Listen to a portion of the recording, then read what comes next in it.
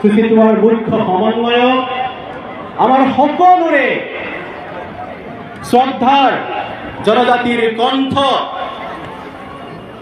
শ্ৰীযুত আদিত্য কাকলাৰীদেৱ আজিৰ বিশাল জনজাতীয় সমাৱেশৰ মুখ্য অতিথি ৰাভা পঞ্চায়ত শাসিত পৰিষদৰ মুখ্য কাৰ্যবাহী সদস্য শ্ৰী টংকেশ্বৰ ৰাভাদেৱ, বড়ো সাহিত্য সভাৰ সাধাৰণ সম্পাদক নীলকান্ত গোৱাৰীদেৱ, এই মঞ্চত উপবিষ্ট চিচিটোৱা অৰ্থাৎ ২৬টা জনজাতীয় সংগঠনৰ শ্ৰদ্ধাৰ সভাপতি সম্পাদকসকল, জনগোষ্ঠীয় সাহিত্য সভাৰ সভাপতি সম্পাদকসকল, শ্ৰদ্ধাৰ জনজাতি সমাজৰ বিশিষ্ট ব্যক্তিসকল, মঞ্চৰ সন্মুখত আজি নিজৰ বাবে আমাৰ বাবে অধিকাৰ বিচাৰি এই খেলপথাৰত সমবেত হোৱা শ্ৰদ্ধাৰ ৰাইজ, আপোনালোকক পোনপ্ৰথমতে মই চিচিটোৱাৰ হৈ নিখিল ৰাভা ছাত্ৰ সন্থাৰ তৰফৰ হৈ সাদৰ নমস্কাৰ জনাইছোঁ। ধন্যবাদ জ্ঞাপন কৰিছোঁ। আপোনালোকে ইমান প্ৰখৰ ৰ'দক নেওচি আপোনালোকে নিজৰ অধিকাৰ সাব্যস্ত কৰিবৰ কাৰণে ইয়াত জমা হৈছে। শ্ৰদ্ধা ৰাইজ, আমাক সকলোৱে হেঁচা মাৰি ধৰিছে।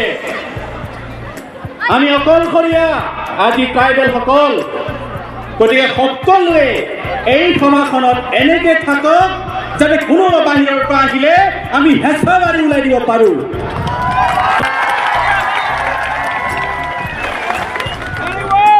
আমি সভা আৰম্ভ হোৱাৰ আগত আমাৰ জনজাতিসকলৰ স্বত্বাগ্ৰস্তাসকলক আমি শ্ৰদ্ধাঞ্জলি জ্ঞাপন কৰিছোঁ। বীৰ শম্ভুধন ফংল বদফা ইউএন উপেন্দ্ৰনাথ ব্ৰহ্ম, যাদৱ চন্দ্ৰ খাকলাৰী, ভীমবৰ দেউৰী, ৰূপনাথ ব্ৰহ্ম, কাৰ্ক চন্দ্ৰ দলে, চেমচন সিং ইংটি, সব্যসাচী ৰাভা, ইন্দ্ৰ সিং দেউৰী আমিষ, এইসকল জনজাতিৰ স্বত্বদ্ৰষ্টাসকলৰ বাবেই আজি আমি জনজাতিসকলে এই ধৰণে মূৰ দাঙি থিয় দিব পাৰিছোঁ। তেওঁলোকৰ পথেৰে আমিবোৰ আগবাঢ়ি যাবলৈ শিকিছোঁ। তেওঁলোকক এই সময়ত শ্ৰদ্ধাঞ্জলি জ্ঞাপন কৰিছোঁ আৰু তেওঁলোকৰ বাটেৰে তেওঁলোকে দেখুৱাই যোৱা সংগ্ৰামী বাটেৰে আমিবোৰ আগবাঢ়ি যাবৰ বাবে আজি পণ ল'বৰ হ'ল। শ্ৰদ্ধাৰ আদিত্য কাকলাৰীদেৱে কৈছে আমিবোৰ বেলেগ, আমি সঁচাই বেলেগ। কিয় বেলেগ? আমাৰ ভাষা, সংস্কৃতি, লোক সংস্কৃতি, আমি লাজকুৰীয়া, আমি পশ্চাদপদত থাকি ভাল পাওঁ, আমি কেতিয়াও আগবাঢ়ি যাবলৈ নোখোজো, সেইকাৰণে আমি বেলেগ। আৰু সেই বেলেগ হোৱাৰ কাৰণে তেতিয়াৰ ব্ৰিটিছসকলে আমাক আৱিষ্কাৰ কৰিছিল এইসকলহে আচল এবৰিজিনেল ট্ৰাইবেল, যাক লিফ্ট আপ উঠুৱাই অনাৰ আগবঢ়াই অনাৰ প্ৰয়োজনীয়তা আছে।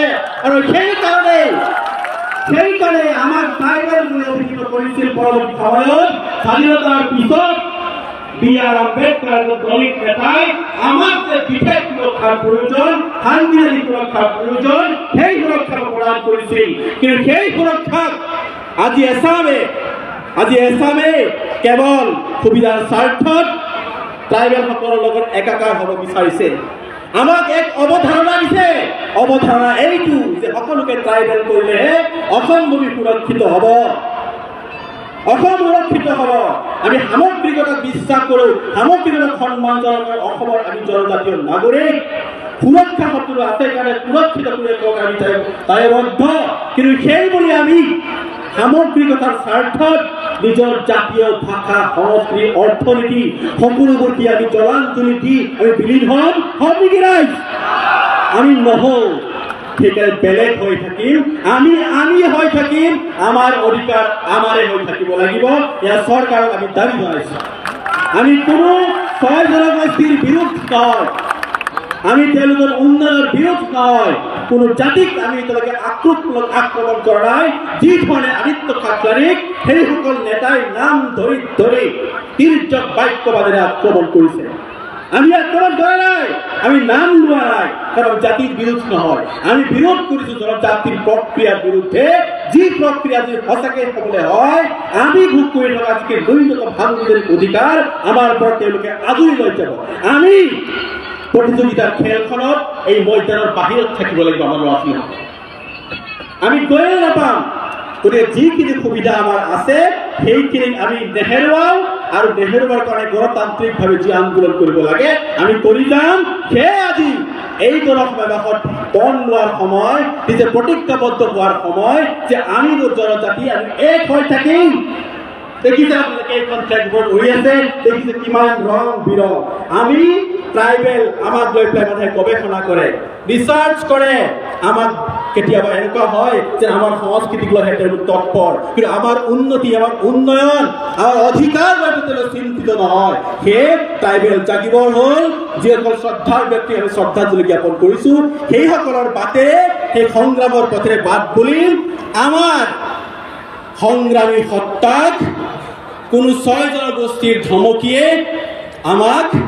1 ইঞ্চিও বিচলিত কৰিব নোৱাৰে কোনো জনজাতীয় ৰাইজৰ অৱধাৰণাই আমাক বিচলিত কৰিব নোৱাৰে এইকাৰণে অৱধাৰণা বুলি কৈছোঁ ভাৰতীয় সংবিধানৰ কোনো জনজাতীয় ৰাজ্য বুলি নাই জনজাতীয় উদ্যোগী ৰাজ্য বুলি আছে গতিকে সেই অৱধাৰণাৰে আমাৰ অধিকাৰক তেওঁলোকে নষ্ট কৰিবলৈ ধ্বংস কৰিবলৈ আমাৰ মাজত সোমাই আমাক দুৰ্বল কৰিবলৈ তেওঁলোক আমি প্ৰত্যাহ্বান জনাইছোঁ তেওঁলোকে যাতে এই কাম নকৰে কাৰণ আমি তেওঁলোকৰ বিৰুদ্ধ নহয় চৰকাৰক আমি ধিক্কাৰ জনাইছোঁ যদি তেনেই হ'বলৈ হয় কিন্তু আহি থকা সময়ত জনজাতীয় ৰাজ্যে তাৰ প্ৰত্যুত্তৰ দিব গতিকে সকলোকে মই এই মঞ্চত এই সভাত আহি উপস্থিত সকলো ৰাজ্যক আমাৰ ফালৰ পৰা প্ৰণিপাত জনাই আহি থকা সময়ত জনজাতিক সংগ্ৰামত আপোনালোকৰ সহযোগিতা বিচাৰি কামনা কৰি মোৰ ক'বলগা সামৰিছোঁ ধন্যবাদ নেন্দ্ৰ ছাৰ থেংক ইউ বহুত বহুত ধন্যবাদ ৰাভা ডাঙৰীয়ালৈ